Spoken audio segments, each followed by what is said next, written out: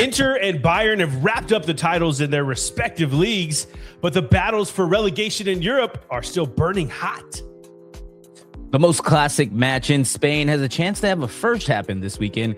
And in England, it's a top of the table versus bottom of the table match with huge implications. All of this and more on this episode 133 of the No Business Soccer Podcast News. Kick us off. Let's dig in.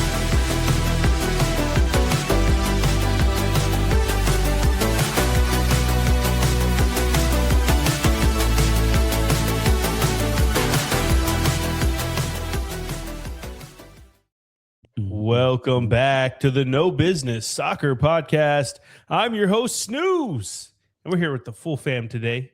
We got J-Fam, the Brainiac, hanging out in the back, Danny P on the ones and twos, and everybody's favorite hype man, Vic. What you sipping on, dog?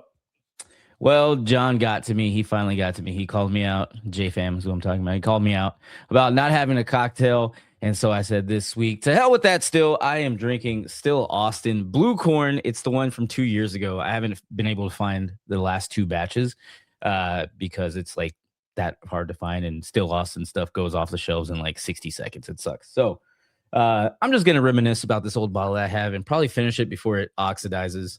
And I'm going to start right here with you fine gentlemen tonight, ladies and gentlemen tonight. So while I take a sip of this, go ahead and like and subscribe on the channel. It just helps us out. It tells YouTube maybe these guys are pretty cool to talk to every once in a while. Cheers. Oh, I hit the shit out of that. I was hoping that was nice. I heard it though. That was nice. Yeah. Also follow, subscribe, do the damn thing. Well, today is Friday if you're watching this, which means that we are going to be covering what is coming up this weekend, or as we call it, the weekend look ahead. But before we jump into that, we have some things to cover on this side of the pond, Vic. So let's go boots on the ground in Austin, Texas for the Austin FC Minute.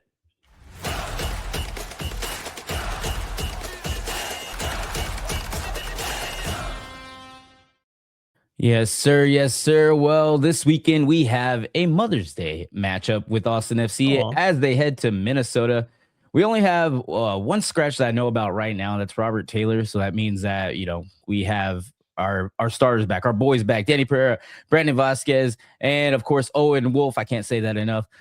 So I think we only have one out. Of course, last week, Jaden Nelson was supposed to start. And then I think 20 minutes before the game, he was scratched and replaced with John Gallagher. So maybe I was wondering about that because I saw him on the pitch practicing, warming up, and then he just wasn't on the field. So I was like, what?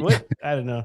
That was weird. He said he felt some discomfort, and so they just pulled him for the game. And don't know what happened. I haven't even heard from anything. If he's going to be okay or not for this. Well. Yeah. But I don't know. I think he posted at one point and he said something about being fine, but regardless, it looks like my Mother's Day outfit is going to have a little bit of Verde in it. Minnesota are in 5th place. They have 20 points in the league, while Austin FC are in the 11th place with 13 points.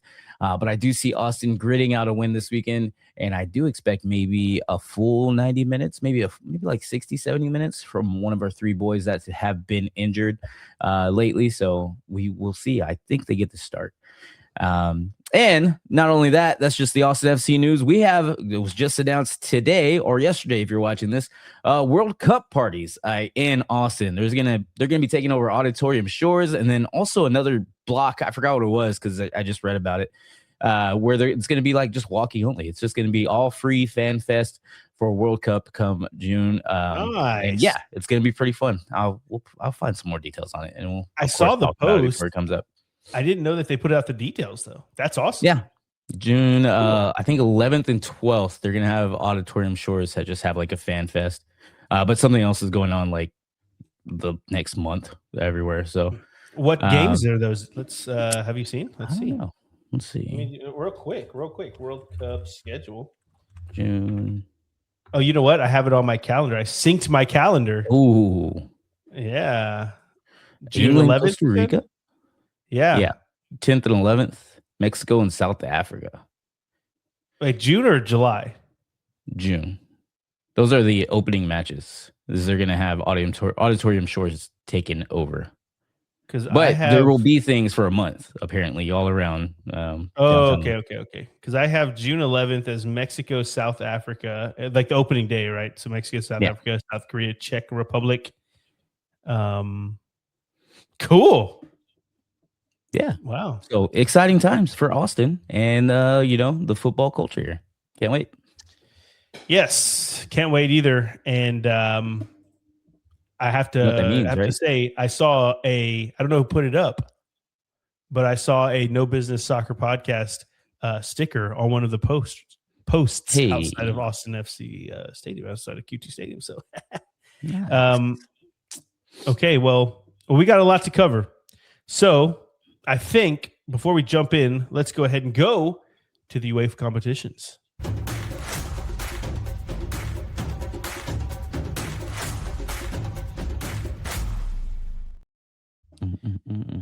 And Vic, you tell me if I'm correct or not. I feel like I'm more excited for the Conference League and the Europa League finals than the actual Champions League. And does that make me a hipster? No, everybody hates Arsenal, man. It's not a hipster thing. So because I don't want to watch them win, and I like if they get, they have a chance to win, and so I'm just like, man. But okay, just wanted to make sure because I know it's like, oh yeah, I only watch the third tier of English football. Like that. I mean, you do that every once in a while, but no, absolutely. In this instance, it's all right. It's cool. You're good. False, but okay. Let's start with the Conference League then. The Conference League semifinals, second legs happened today, and that was Palace taking care of Shakhtar Donetsk 2-1. That one was at Selhurst Park in England. I almost said here in England, like I'm in England. That'd be cool, but I'm not. And then we also had Rayo Vallecano getting a 1-0 win on the road at Strasbourg, and that was a 2-0 win on the aggregate, which means that Crystal Palace and Rayo Vallecano will be in the Conference League final. And it's the reason why I'm so excited for this game, kind of similar to the reason I'm excited for the Europa League one, is because it's well known that the Premier League just has more money, superior money, players, all that type of stuff because there's more eyes on it. It's just the biggest league in the world. And Palace have been right there the entire time. And they've been one of the favorites since this was announced in August or even before then. And to see them in the final isn't a surprise. But to see Rayo Vallecano, one of the smallest teams in La Liga, in the final, they're a suburb of Madrid as well. I mean, I think they're the only Spanish team, right? Yes, they're the only Spanish team in the finals, and it's Rayo Vallecano. And we talked about how their stadium's falling apart. The fans are revolting against the ownership, and it's just like, they should not be where they are, and yet here they are playing a really good brand of football, and they're going up against Crystal Palace. It's going to be a lot of fun. That is May 27th, 2:00. What is May 27th? It's usually I think that one's on a Sunday, and then the Europa League is always on a Wednesday. It's really weird. I don't know why they do Wednesday. that. 27th is a Wednesday? Yeah. Okay, well then and it's the Wednesday after the Europa League. Oh, they're both Wednesdays. Yeah. It's so weird. Why? I don't understand. Maybe that's like a European thing. They just like to have it. I don't know. But either way, I guess they're both on Wednesdays. So yeah, the third tier is after the second tier. Whatever. It's going to be fun regardless. I'm excited for that one. Vic, do you think that Rayo Vallecano has any chance against Palace? I mean, they're the underdogs, right? They got to have a little bit of chance. They made it there, and it'll be a good story. So from my heart, yes, they do have a chance. And I'm going to say 3-0, Rayo Vallecano. Okay. All right. In for a dime, in for a dollar. I don't know what the saying is, but I don't know what you're trying to say either. So what I will say is that Crystal Palace, though, even though they were one of the favorites in this competition, what a story for them as well, because, of course, they win their first ever trophy in their existence last season when they won the FA Cup, beating City, I believe it was. And now they're in a European competition final to win a second trophy in a row under coach Oliver Glasner, who is, I mean, he has had ups and downs this season. The team has had ups and downs. He's had all the respect in the world because he won the trophies, and then he's kind of spoke out against ownership and blah, blah, blah. And he told everyone he's leaving already. So for a manager to have all of this stuff going on, the form they're in, all of that stuff taken in consideration, to see his team get to another final the year after they won their first final, it's incredible. Really cool to see. Also, when you tell a group of guys like, hey, I'm out of here next season, how do you even get a group to follow you still? And yet here they are right in the final for the Conference League title. Really cool stuff. This one's going to be a really fun watch because I think both teams will play an open brand of football, which means we should see a decent amount of goals. I mean, both teams just go for it. And then also because of all the storylines with it. I'm excited. I'm excited for it. And I don't think there's anything else. Have any notes? No, I think we're good. Palace will not be the same team after the season. They're losing a lot of pieces. They've already lost a few. And so now it's just like, let's see if they can do one more big hurrah for Oliver Glasner. Okay. Enough about the Conference League. Let's go to the Europa League now, where we saw Aston Villa take care of Nottingham Forest at Villa Park 4-0, Vic. They were down in the first leg 1-0, and now they come in and win 4-0 on their home turf. With, of course, if you watch the game, it kind of got out of hand very quick. Super John McGinn gets 2 goals in like 5 minutes, and they're just beautiful. It's like those goals where you see them pass it into the net, where it's not a whole lot of power behind it. It's just perfectly placed. He had 2 of those in a row, right? I mean, minutes apart, and they tore apart Forest. Forest had nothing going for them, and Unai Emery he owns this competition, and he's won it multiple times with Sevilla, and here he is here about to do it. Well, I don't want to say about. He got to a final with Aston Villa. Vic, Villa had a very, very poor run of results recently before this game, and they pretty much punted on the game against Spurs. I just didn't see them coming into this game and getting a 4-0. That's pretty crazy. I mean, how does that happen? Would have been the last game of the season. Can't hold anything back. You know what I mean? One of those situations. I forgot that. I mean, I'm hoping they put a bunch of effort in here because I think we're tied on points. So I hope they put all their effort in, this Europa League match. That way they can slip a little in the prep. That'd be great. So I'm actually rooting for them to. Well, no, maybe not. Let me get to the next game and we'll talk about it. Okay, so that's that was the other semifinal who will be meeting Aston Villa. That team is Freiburg because they took care of business against Braga. If you recall, Braga ended up getting that late goal in the first leg to win it at home, but they went on the road into the Black Forest to take on Freiburg, and Freiburg gets the 3-1 win, a 4-3 aggregate win. And they move on to the final to face Aston Villa, and that is awesome as well. Freiburg, this is the first ever European final in their existence. They've never been to one before, and this is going to be a lot of fun. The way they've been playing, too, is it's really fun to watch. In the league, they've kind of dropped off a bit, but to be expected because they're trying to get to the final, and they did. This team, though, is going to be very interesting. They blew out Celta Vigo. They struggled against Braga until this home match, and now they're taking on arguably the other favorite. Like we said, Crystal Palace was the favorite of the Conference League since the beginning. Aston Villa has been chalked into this final of the Europa League since the summer. So it's not surprising to see them. Very surprising to see Freiburg, and I'm excited to see how it turns out. I do have to say too, I got to see Aston Villa in this competition in December. So that'd be really cool if they won it, because I got to watch the team that was in the final. We all went to go see, who was it? Fiorentina in the Conference League a few years back, and they made it to the final, but they lost. So we'll see if they can, if we can break the curse here of a team that I've seen. Who did they play? Wasn't it like or something like that? I don't know. No, I think it was a Greek team. I think it was a Greek team. Remember. Let's see. I don't know, but they were lit. They had like flares in their little section. Oh wait, when we went, not in the final. Yeah, when we went. Okay. I thought you meant who they had in the final. Dang, you had me all like, damn, I don't know. Ferencvaros is who it was. Ferencvaros, okay. Ferencvaros, baby. Yeah, they were crazy. That was a lot of fun. But yes, they ended up getting to the final and losing. I believe it was to Olympiacos. I'm pretty sure. But anyway, and then so this is the second team that I've seen that is playing for a final in Europe. Let's see if they can get it done.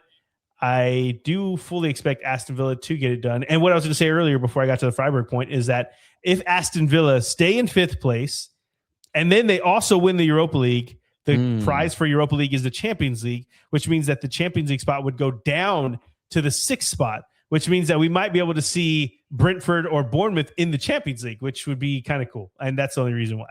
Not that I want to see 6 freaking teams from the Prem in the Champions League, but seeing one of those teams over, a Chelsea or whatever, a Newcastle like that would be really cool to see. So, cool. And we'll know in 2 weeks. Yeah, I have a pretty strong suspicion that at least Villa will win their game.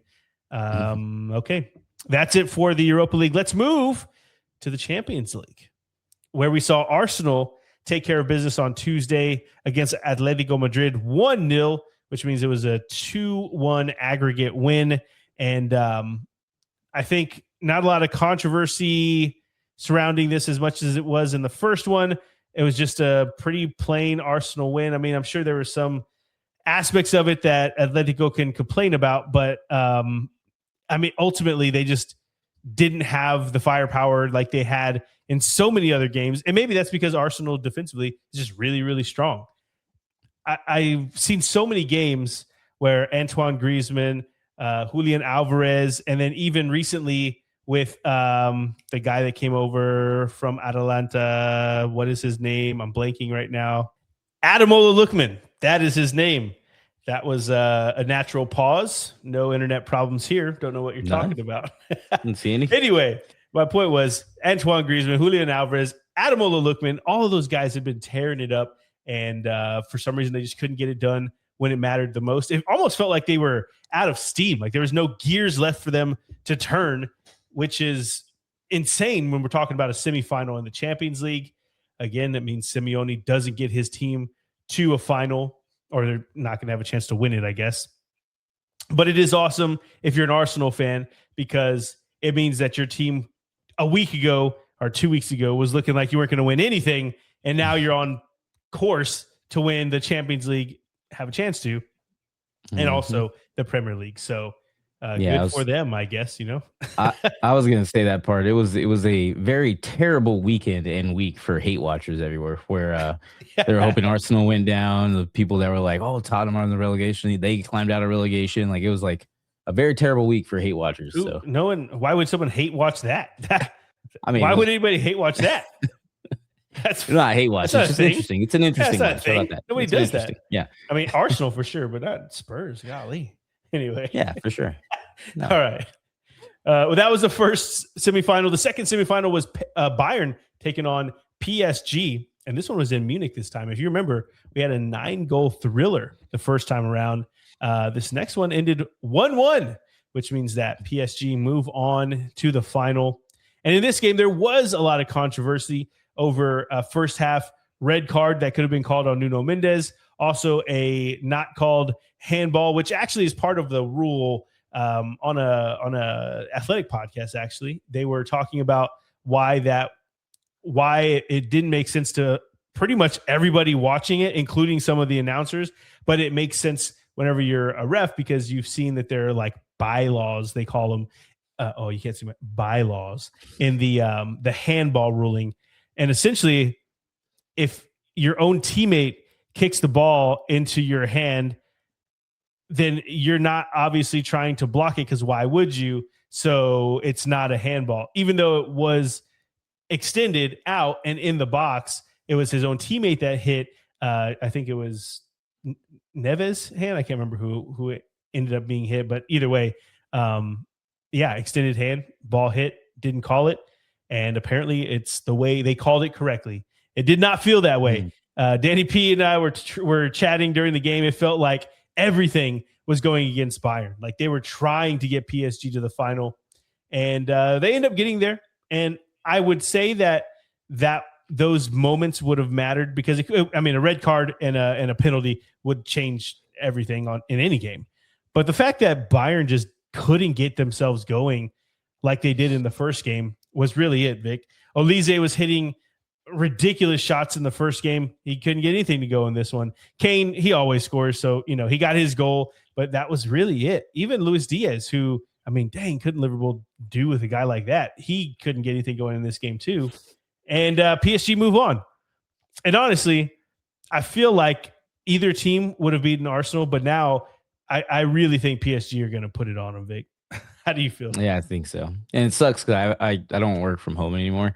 So I was like waiting to get like notifications from ESPN from this, and I only got 2, and then I was like, okay, my internet, like, am I not getting signal or something? Like, there's definitely at least 16 more goals happening. Yeah. So, I didn't get to watch it, and I only had to follow along on notifications. But, they did enough. Arsenal did enough to get it done. Like I said, some of the worst hate watching from the past weekend. Arsenal made it to a Champions League final. I have a gunner as a friend at work too, so I got to hear from him if anything happens too. Well, and at least until May 30th. Yeah, sure.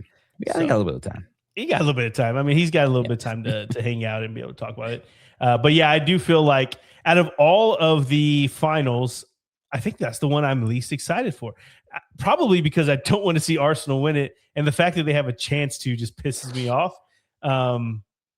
Which makes me realize, like, dang, whenever Liverpool and Spurs played in the Champions League final, whatever it was, 2018, whatever it was, I could only imagine how much Arsenal hated that. Like they're like, are you kidding me? There's no reason these scrubs should be here. One of these have to win. That's how I feel about this. So PSG, I feel like are going to be pretty good. I think Aston Villa will probably get it done, but I'm feeling like a Rayo upset, Vic. So we might have to see if we can do some couchy. Is that what it's called? The betting thing that's like legal in Texas now? Oh, yeah. I think so, yeah. Or you can bet on like the weather too, I've heard. I don't know. Weird stuff. We'll find out. Okay. We'll find out when we get sponsored.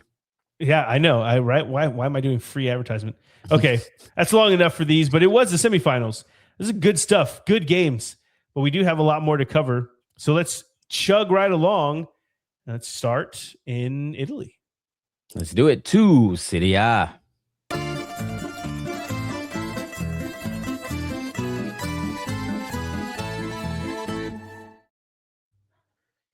Yes, sir. Yes, sir. I don't think we have any news and notes. So guess what? We are going to jump right in to your No Business Soccer podcast. Top matches for Serie A match day 36. And your top match has high stakes for both sides for terribly different reasons. As number 17, Lecce welcome number 4, Juve. Yeah, a lot of the things are starting to get locked up in Serie A. In all the leagues, really. But this one particularly is the match that stands out because of the high stakes that are at both the top and the bottom of the table. It's a clash between a side that's trying to stay up and a side that's trying to get into the Champions League. And we know Juve, they know that they need to win to keep their top 4 spot because Lecce, they're just trying to fight for survival. And that's kind of like wounded animal type of situation.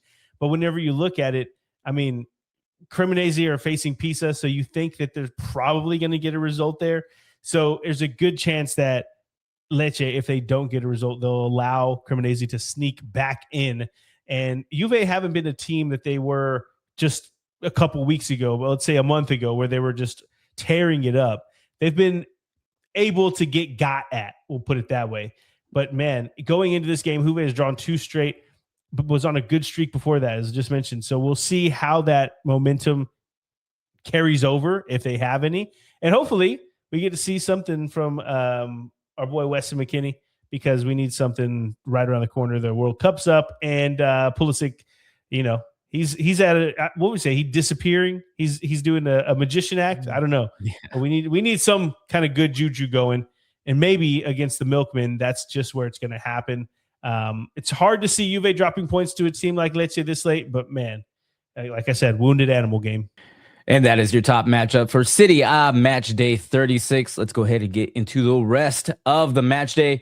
And it starts on Friday with a matchup only a mother could love, as it's mid-table teams whose result will have 0 implications on anything. It's Sassuolo headed to Totino's. Damn, I'm hungry. Yeah, I went Totino's. I want to head to some Totino's too. Yeah. That's what I want. I heard your voice saying a game that only your mother could love or whatever. Like I was thinking that whenever I was writing this, and I figured you'd say that. So I didn't put it in there. But it is a game for the hardcores because both are safe. They could coast into the offseason. Sassuolo, though, very, very impressive in their first their first season in the Serie A from being promoted from the second tier. And I don't want to say ever. I'm just talking about, what I mean. They were newly promoted.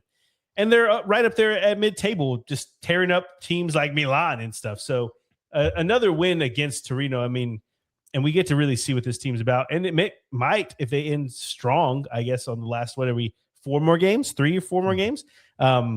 Maybe we're talking about this team getting into Europe next season. Who knows?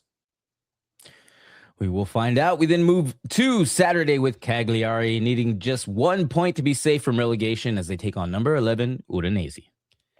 That's right. It is still highly unlikely without the point that Cremonese find their way to winning 4 straight games to catch them.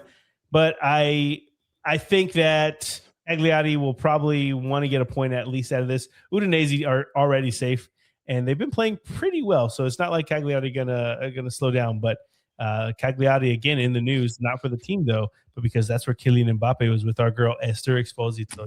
That's right. We had a whole segment on her last time. And our next matchup, I do want to apologize. I did not add the Scudetto to Inter over there. I need to add it. Oh, my bad. But it's your newly crowned champs Inter beginning their victory lap with Lazio. Inter's title is wrapped up. Lazio can technically still get into Europe, even though that is highly unlikely at this point. We'll see how this one goes. I feel like Lazio, I mean, there had to be some celebrations, nothing else going on. Whatever. Let's see. Inter. Sorry. Inter. Yeah. I don't know why I said Lazio. You know what I mean.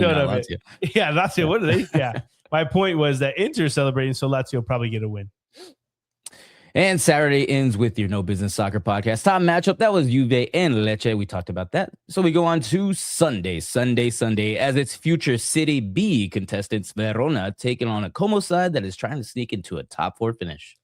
You'd think that Como could take this game pretty easily, and they can against an already relegated team, obviously. But Como have only won once in their last 5 games. It should be straightforward. You just got to stay focused and stay in that Champions League hunt, stay in that mindset of getting there.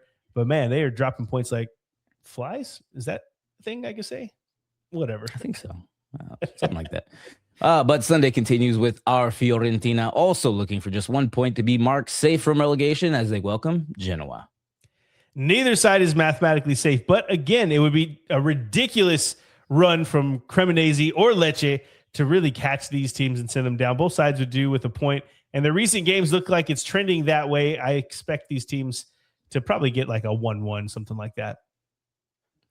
We then move to Cremonese looking for all 3 points to fight off relegation as they take on the well-relegated machines, Pisa.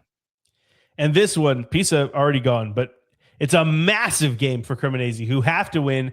No exceptions. Their season's pretty much over if they can't get a win against Pisa. Like we mentioned, though, Lecce have a much tougher task with Juve. And so if Cremonese see that and know that they just have to beat Pisa to cut that gap to 1 point for the final couple of match days, I mean, this is a high stakes matchup right here. Next up is Parma welcoming a Roma side that is just 1 point away from Champions League placement. Roma are on a warpath right now to get into that top 4. They blow out our Fiorentina last week, and now they're looking to do the same against Parma. 3rd to 6th are up for grabs with just a 5-point gap between those places in the table. So Roma look pretty good, and they'll probably look to put this one to bed early. And Saturday ends with Milan looking to stay on their feet and in a top 4 as they take on Atalanta. Add an extra in there. And I think I meant Sunday too. I don't know what's going on here. Yeah. This game should be one of the top matches of the weekend, but it's just not right now. Neither of these teams is good. There's no real high stakes on it, but both teams come in. I mean, 0 vibes, no momentum. I don't know what I can say positively about this game, other than the fact that we're all rooting for Milan to get something going, to get some kind of oomph before the season ends. And I'll say that over and over again. But of course, AT Aliens, they've done what they can. Vic, they've combined for 2 wins in the past 10 games. So hopefully we get to see at least an entertaining match. We then move on to Monday Night Football as match day 36 ends with the best of the rest. Napoli looking to put a stamp on Champions League competitions next year as they take on Bologna. And Napoli, they've allowed the pack to catch them a bit in the race for the top 4 with only 8 points from themselves to Como and 6. It's hard to really see them not finishing second just because they've been that team at 2 or 3 hereabout. But it's still possible if they continue to slide that the teams below them continue to rise up the table and catch them. Bologna also in this game, there's really nothing for them to play for. I feel like they've kind of packed it up already. That's what you get whenever you get to the end of the season like this. But I do expect Napoli to kind of push back, make sure that they solidify the Champions League, and then they can kind of bow out. And those are your matches for Serie A match day 36. Let's go ahead and take a look at the table just to get a refresher. Of course, you don't need a refresher on the top spot, as Inter are your champions. They have 82 points. Of course, in the number 1 spot, they are followed by Napoli, who have 70 points, trying to put a stamp, like I said earlier, on the Champions League placement with, I think, just 1 more, maybe 4 more points, and they're good. They are followed by AC Milan. They have 67 points. And then rounding out our top 4 is Juve with 66 points. And then tickling our top 4, Roma with 64 points and looking very impressive right now. Speaking of impressive, the opposite of impressive is where we're going at the bottom of the table. You'll see the well-relegated machines. Hellas Verona and Pisa already relegated with 20 and 18 points apiece. Above them is Cremonese, who have a giant match this weekend. They have 28 points. They're the last fighting relegation team, along with Lecce, who have 32 points, just 4 points above them. We will see how that ends, but it's going to be pretty interesting to see who joins Verona and Pisa, who, like we said last time, they've been relegated, I think, since like January or something like that. So, we're worried about this last spot. And you just everything kind of. Oh, let me turn my volume on. Okay, there we go. Yeah, I can hear better now. I don't know why my volume was down and you were like everything was so low. Anyway, they don't need to know that. What they do need to know though is that in the summer we were talking about how Pisa were coming up, and there was a lot of hype around this team because the coach of Simone Inzaghi, who was leaving Inter at the time, I can't remember his brother's name, but anyway, he was the coach for Pisa, and they tore through the second tier of Italian football. I guess it's Serie B. Serie B. However you say B, it's Ba, Serie Ba. But anyway, the second tier of Italian football, and they tore through it. And so coming into this season, we're expecting them to do a Como, like, hey, show us some skill, something that we don't really see from these teams that are coming up. And if you recall, he gets plucked. They purchased him, like his rights or his contract, something like that. But he ends up leaving Pisa before the season starts in Serie A, and he goes to, I believe it was Palermo, because they were trying to get into Serie A, and they're trying to, do that run that he did with Pisa. And so anyway, it just like a huge, slap to the face as you're making your first run at it. And so, yeah, they're going back down. Palermo in the 4th spot in Serie B. And that's why I wanted to pull it up, just because I wanted to see, like, did he end up getting it done? So far, no, he did not. But who is looking like they're going to be coming up, Vic? And actually, I think it's confirmed by now. Maybe not exactly. How many games do they have in this? Let's see. They have 38. So they have all played 37 games. So they have one more game to play. And Venezia, this team that we were, we were following big time last season. They are in that top spot, only by a point, with Frosinone right behind them. And then Monza, who was also relegated last season, is down there as well. Palermo right underneath that. I don't know if there's the playoff thing like they do in England, but Palermo are in 4th. So we'll see how it ends up stacking up. It's only one more match day to go. So anyway, just a little Italian football talk. Venezia coming back up. Getting pretty cool stuff. Right. Okay, let's move this thing right along. Let's go to Germany. Let's do it to Bundesliga.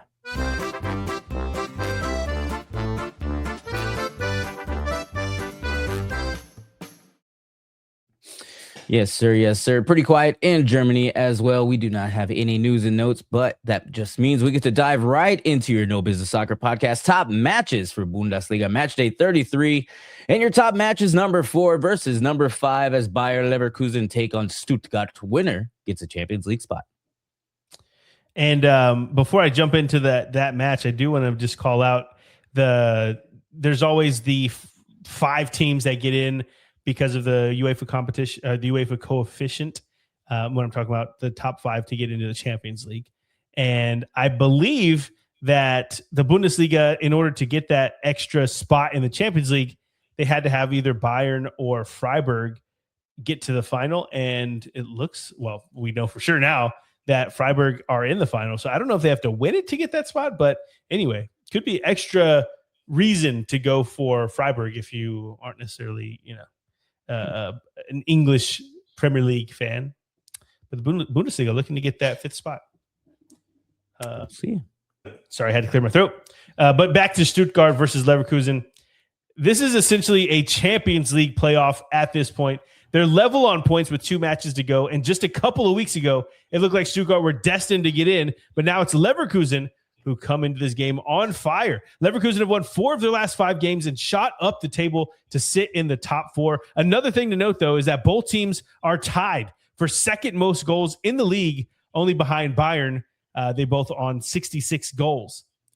Just to clarify, Bayern are on 116 goals. I mean, freaking ridiculous. But anyway, both of these teams tied for the second most. This is not bad unless you hear the first teams. What I'll also mention is that Dennis Undav is second in the Golden Boot race for Stuttgart with 18 goals, but Patrick Schick from Leverkusen sits in third with 16. And so this could be a really good game with really high stakes. I mean, you don't get too many of these unless they're going for the title or whatever. Like there's a relegation battle, but this one is about as high stakes as it gets. And these teams are fun to watch. Can't wait. And that is your top match for Bundesliga match day 33. Let's get into the rest of the match day. And it starts on Friday as the best of the rest. Borussia Dortmund take on Eintracht Frankfurt. No real stakes in this one, but great to say. But Dortmund won't want to lose 4 out of 5. And you said that I put the names. I put the full names for you this time because my boy. But either way, Dortmund won't want to lose 4 out of 5, even if they have nothing to play for. And they'll have a great chance to bounce back because Frankfurt are going through some internal turmoil, we'll call it, as we covered on Monday's podcast. But with their manager, Riera, seemingly losing the locker room and starting to get under the skin of ownership as well, Borussia Dortmund, it feels like it's theirs to win. We then move on to Saturday, and your first match was your No Business Soccer podcast top matchup. That was Stuttgart and Leverkusen. We talked about that, so we go to Hoffenheim, hoping to leap up to the top 4 spot as they take on Werder Bremen. And the top 4 spot is right because they are locked in to at least a top 6 spot, I believe, 6, 7. They're in Europe for sure. We just don't know where. And they can still make it into the Champions League pretty easily if they just continue to win these games. And if they can beat Bremen, knowing that Stuttgart and Leverkusen are head-to-head this week and the teams that are right above them in the table, they have a potential to get back into that top 4 spot with the win. But Bremen only need a point to be safe, so it should be good on both parties. And next up is a mid-table matchup with 0 on the line except pride as Borussia Mönchengladbach head to Augsburg. That's right. 2 mid-table teams, both safe. Not sure how much they'll have, how much willingness they'll have to go at it, but they have been fun to watch, both teams lately, so it could turn out to be a good game. And our next match has both teams needing all 3 points for opposite reasons again as St. Pauli head to Leipzig. And unlike Lecce and Juventus that we just talked about, St. Pauli are in the same boat as Lecce, obviously, but it's a massive task for them because they are back in the bottom 2, St. Pauli. They need to beat out Wolfsburg for, I think it's a point difference, or maybe I will check here in a second. But either way, they have to make sure that they outpoint them in the next couple of games to stay up. And this one appears like a loss. I mean, I can't imagine Leipzig slipping up again, but, we'll have to see how it turns out because they don't play it on paper, right, Vic? That's right. And speaking of Wolfsburg, Saturday ends with Wolfsburg taking on your Bundesliga champions Bayern, who may be jaded from their Champions League elimination. Right. And you'll see why, or this is the reason why you think that St. Pauli need to try to get something, because Wolfsburg, they also have a tough matchup. So if any one of these teams happens to find a way to get a point, it'll be a big deal. Wolfsburg are taking on the champs, even though they're coming down from that Champions League high of, well, I don't know if it's a high anymore, but the low, we'll call it. I think you'd expect a Bayern Munich team that has 116 goals this season to be able to get this one over the line. But man, that is a crushing defeat. And now with legitimately nothing else to play for outside of the DFB Pokal, how much effort will they really put into this game, Vic? Don't know, but we will find out come Saturday. And then we move on to everyone's favorite Sunday.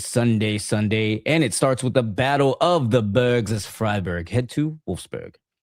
Hamburg know they're safe, which is job well done for them, really. Hamburg. And with Freiburg still worried about winning the Europa League, they may not have too much of a match here. I mean, Freiburg, first ever final for them. You don't want to get your best players injured in a game that means pretty much nothing to them. So I think that this will probably be a dead rubber match, but maybe Freiburg, it's always that thin line, because you don't want to rest players and then have rust going into this game. Maybe they end up doing something. I don't know. Also, Freiburg are still within striking distance of getting into a Conference League spot. And if they can't win the Europa League, at least they can still be back in Europe via the table if they do so. And Sunday continues with Heidenheim hoping to claw their way out of relegation, but they take on a Cologne side that need just 1 point to avoid relegation. That's right. Cologne could simultaneously confirm their safety and send Double H down with the win here. And with all the talk about how Cologne has had good performances but bad results, it doesn't mean anything. Just win here and everything's good. And match day 33 ends with two teams who tried their best this year, and it's a mid-table battle with Union Berlin heading to Mainz. Well, they tried their best, but they are safe. That's job well done. I feel like Mainz probably wanted to get back into Europe and probably should have, as in like they probably should have done better, not like, oh, they didn't make it, whatever. Mainz were a good team. I mean, they made it to I think they just got knocked out in that last round of the Conference League, I believe it was.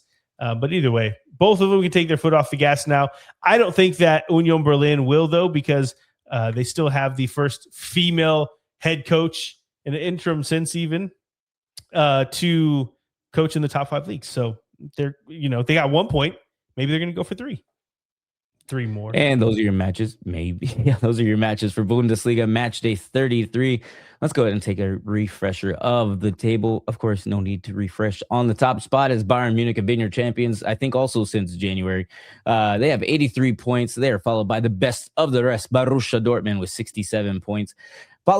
They are followed by RB Leipzig in the number 3 spot with 62 points. And then you have Bayer Leverkusen in 4th, Stuttgart in 5th, and Hoffenheim in 6th, all with 58 points, fighting for that last Champions League spot. And that's the first time, I think, in a long time I didn't say tickling the top 4, but worth it. Yeah. Then let's look at the bottom of the table, as again, Heidenheim have 23 points. They need all points from here on out to even have a chance to not be relegated. Above them is St. Pauli with 26 points, and then tied with them in that playoff relegation spot is Wolfsburg, also with 26 points. Yes, that's a mouthful. Okay, I was like, I didn't know if you were gonna. You're holding the breath. Like, wait a minute, what's he gonna say? And just to clarify, for this league as well, for Bundesliga 2, Schalke have won, which is amazing because they're one of the biggest teams in Germany, and you need that derby between them and Dortmund. I mean, I think it's called the Riviera Derby, something like that. It's just Schalke are a blue blood of Bundesliga. They need to be there, and they are. They will be there next season. That is really cool stuff. I'm really excited to see them, and hopefully they can get themselves financially straight so they can stay there for many, many years to come. Forever, let's hope.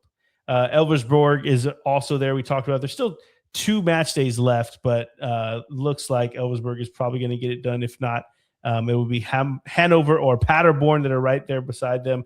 And I think Darmstadt, they have 51 points. There's only 2 games left. So 6 points. No, so yeah, they're out. So it's for sure Schalke is going up. and it looks like at least 2 of the 3, which is Elversberg, Hanover, and Paderborn, will be going up as well. So interesting stuff. It'd be really cool. I think Hanover would probably be my pick for there. Elversberg has been a team that they've had a lot of hype, small team, up and coming, and it'd be really cool just to see them because I don't get to watch the second tier of Bundesliga, of German football. So yeah, let's see what they got in the actual Bundesliga. Okay.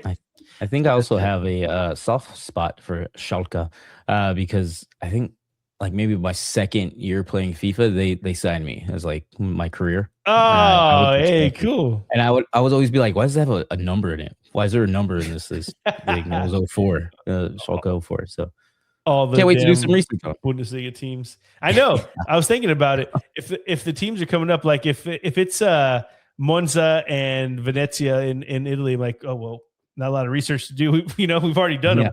But some new teams, that'd be pretty cool stuff there. Exciting. Especially Schalke, the team that's the size of them.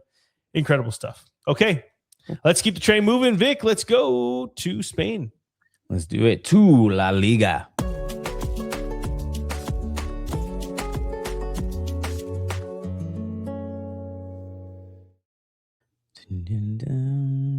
And also a little slow in La Liga. Besides the giant relegation battle, but of course it's going to be in the match day that we break down here. But we will always start with your No Business Soccer podcast top matches for La Liga match day 35. And your first match is one of many relegation battles, like I just said, just because of the state of La Liga this season, as Sevilla take on Espanyol. Sevilla's rally cry from their fans have got them out of the relegation zone with that win over Real Sociedad. A massive result, but now it's time to go again, and this time it should be a little easier on paper anyway against Espanyol, who haven't won a game in 2026. Also, Espanyol have fallen from the top 4 to only 3 points above the drop, which is a historical fall off. And they could find themselves in the bottom 3 at the end of the week, despite being in 13th as we started. A club like Sevilla? Wow. What the hell is that? Dang. That was bad. Sevilla, a club like Sevilla could be nowhere near or should be nowhere near a relegation scrap. And after their captain said it was impossible for them to go down, they did the damn thing last week. Let's see if they can do it again. And your second match is, of course, El Clasico, and it's a historic one this time, as Snooze will surely tell us shortly. But it's Real Madrid headed to Barcelona. It's always going to be one of the matches to watch. Everybody's going to watch this one around the world. This Clasico, though, has added bonus of being the first time in La Liga history that either team could win the league in this match. And Barca could do that at home with even just a draw. The pressure is all on Real Madrid to win this because even if Barca were to lose, they would still win the league next week. So it doesn't really, yes, they want to beat Real Madrid, but if they don't, no big deal. So I don't think it's about a serious title challenge for Madrid. I think it's about not freaking losing to the team that you absolutely hate, your biggest rival, and letting them win the title in your face. I liked what I saw from Madrid last weekend. If there's a team that has a little bit of world class in them, they can pull off a game like this and upset a team that you're not expecting. It has to be a team like Madrid. This is already going to be a fun match, but now with all of the added stakes on it, I can't wait to watch it. Yeah, and I have a prediction. If Real Madrid are losing in the second half, someone's getting a red card. They're going to take a sacrificial red card just to set the tone and be like, all right, you beat us. You won the championship, but we're taking. Yeah, we busted some heads down. Yeah. But those are your top matches for La Liga match day 35. Let's go ahead and get into the rest of the match day. And it starts on Friday, somehow with a 6-pointer between number 10 and number 19 teams as Osasuna head to Levante. Crazy. It's crazy that Osasuna are 10th in the table, but only 6 points clear of the drop with 4 matches left. It's incredible how good the La Liga landscape has been as far as keeping this whole thing interesting throughout the entire season. They just need to go ahead and beat a team that's in the bottom 3 in Levante, and they'll be good to go, though. We then move to Saturday to continue the relegation battles as Elche welcome Alaves. A massive 6-pointer with Elche only 2 points clear of Alaves in 18th. Both teams need to win, and really every team is so damn close in the race that every game is pretty much a must-win for everyone. But when it's against a direct opposition in the table, it's an even bigger reason to get that win.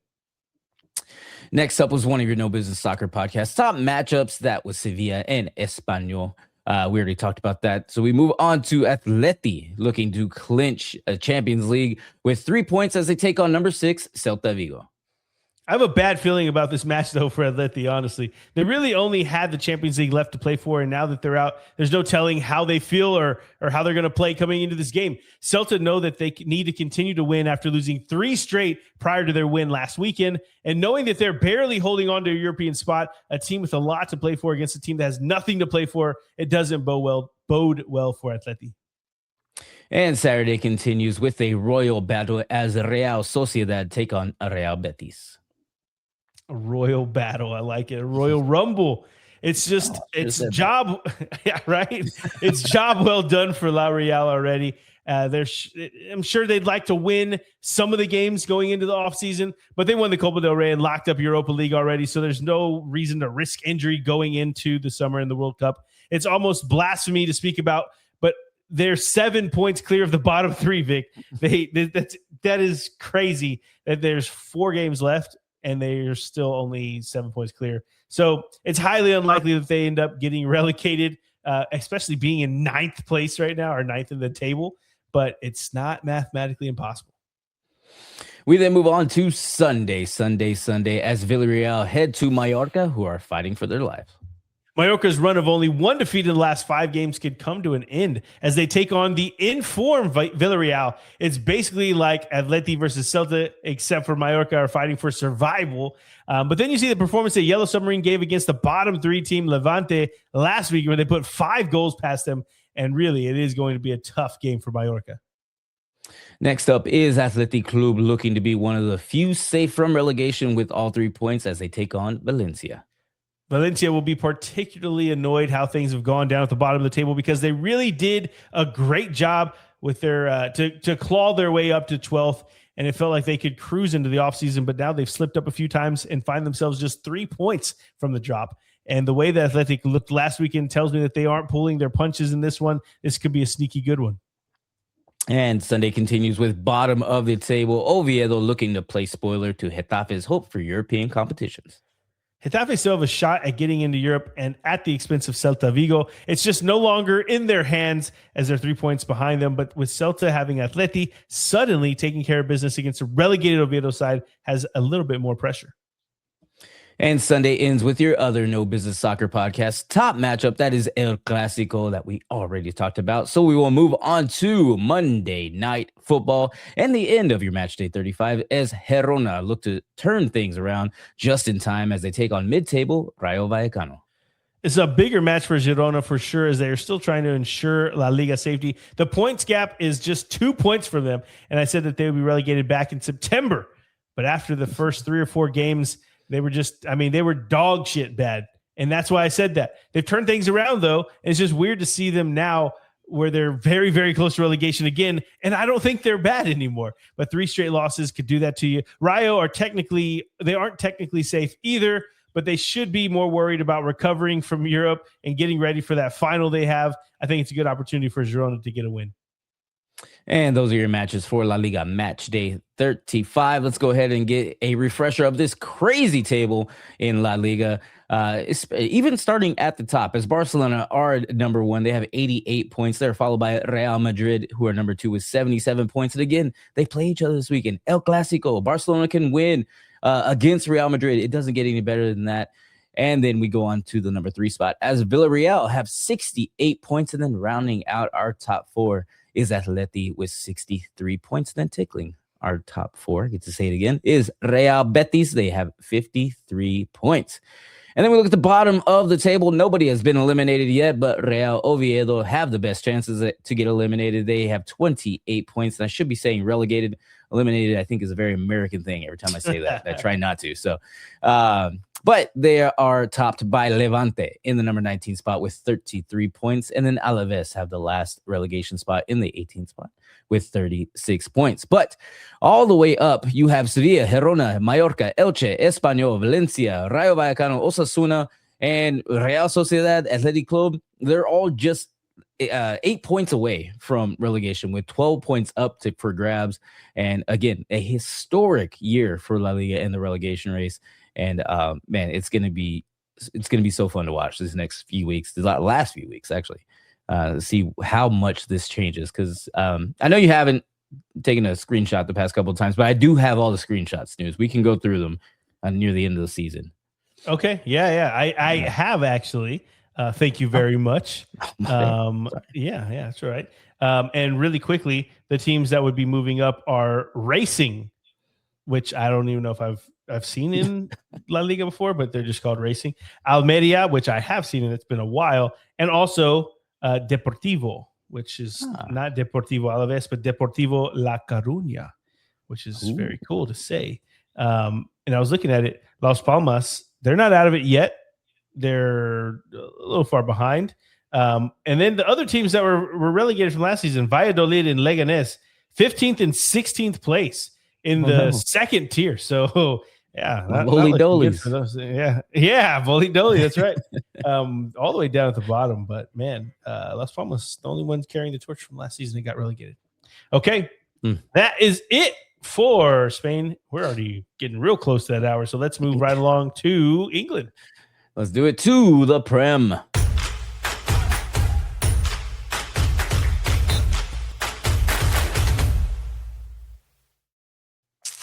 And again, no news and notes this week, although we do have some big matches that we will definitely get into here shortly. But of course, we start with your No Business Soccer podcast, top matches for Premier League match day 36.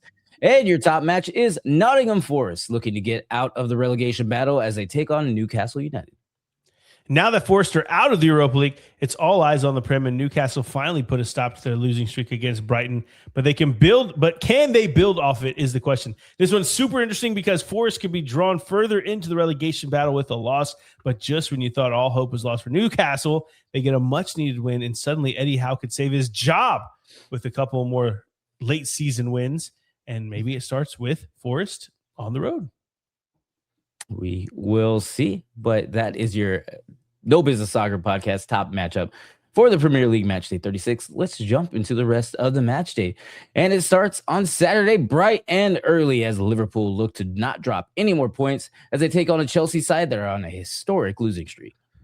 And I'm surprised you didn't give me shit for this one because, and specifically talking about Vic, because you see the names and you just automatically assume it's two of the top teams in England going at it. But everything is wrong with Chelsea at the moment. The coach is gone. The players are out of confidence. They've lost 5 games in a row. They can't score a goal to save their lives. I mean, they've dropped out of Europe altogether at this point. They're closer to mid-table than anything in Europe. Liverpool could really lock up their Champions League with the win here, and I think they get it done. Good luck.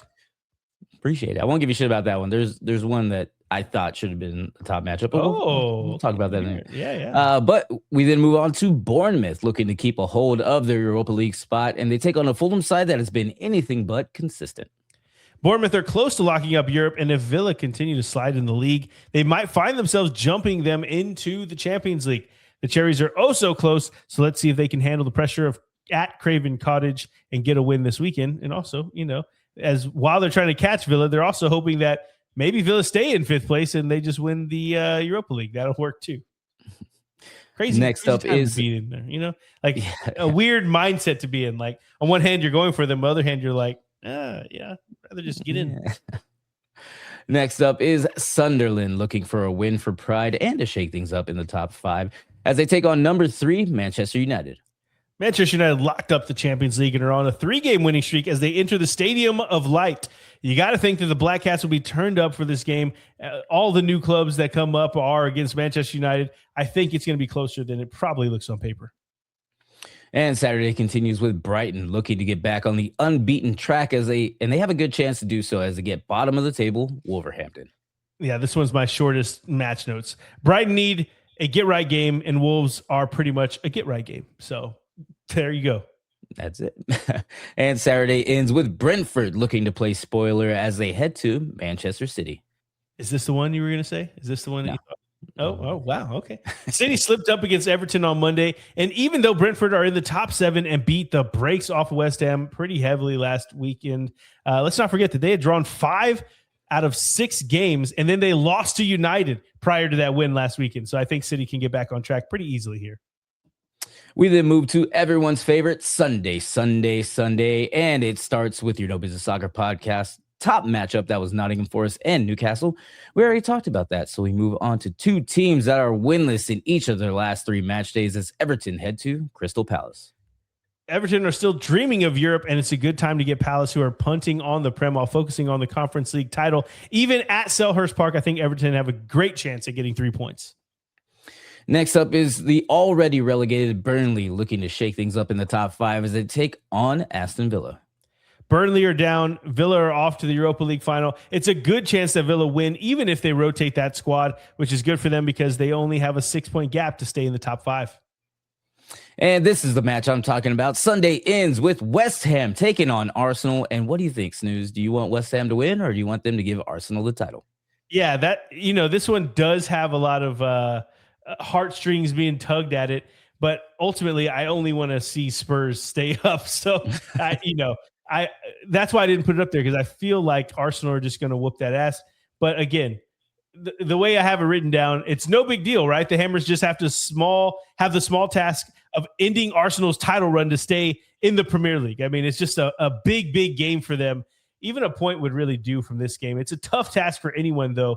But, I mean, a team that's in the bottom 3 that just got beaten heavily by Brentford, I just don't see it, Vic. I don't see them being able to take a point off of Arsenal.